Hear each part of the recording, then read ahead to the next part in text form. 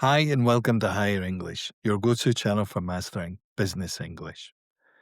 I'm Craig, and today we're looking at something that can confuse even advanced speakers: what people say versus what they actually mean. Because in business, and especially in international teams, people often use soft or polite language to avoid sounding too direct. Not lies, not dishonest, just more diplomatic. And if you're not familiar with these expressions, you might misunderstand someone or send the wrong message yourself. So let's take a look at some common examples and how to handle them. First, I'll keep that in mind. Sounds promising, right? But in reality, it often means, I've heard you, but I probably won't act on it. You suggest a new way to present the monthly figures. Your manager says, I'll keep that in mind. They're not rejecting your idea, but they're not saying yes either. Use this when you want to acknowledge someone without committing. But if you do want to commit, say something clearer like, let's test that next week. Or, good point, let's add it to the agenda. Next, let's circle back to this.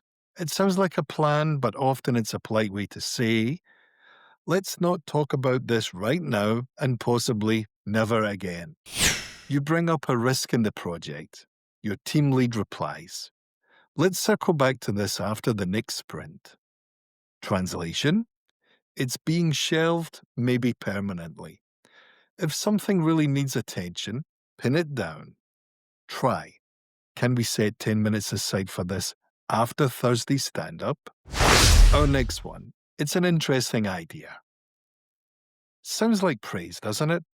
But in many cases, it actually means, I don't think this is going to work, but I don't want to say that out loud. You present a new proposal.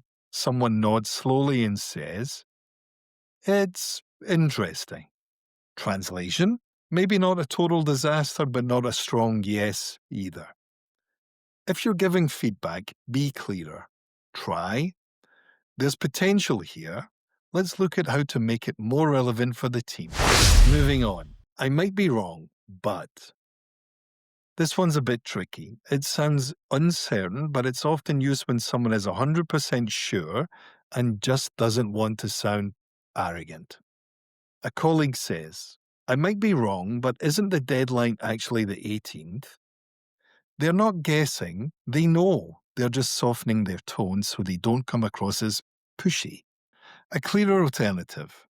Can I just check, isn't the deadline the 18th? Still polite, but more direct and helpful.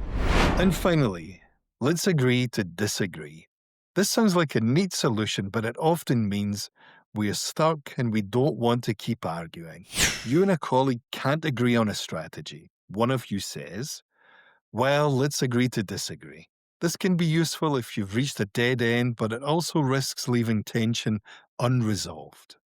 Try this instead. We seem to have different views. Let's come back to this with fresh ideas tomorrow. That leaves the door open. So let's recap. People often soften the truth to stay polite. They may use vague phrases to avoid committing. And you can do the same or choose to be clearer without being rude. These expressions show up in emails, meetings, presentations, and quick chats, so start listening out for them and think about what they really mean. If this helped make business English just a little clearer, give it a like, hit subscribe, and I'll catch you next time right here on Higher English. Bye for now.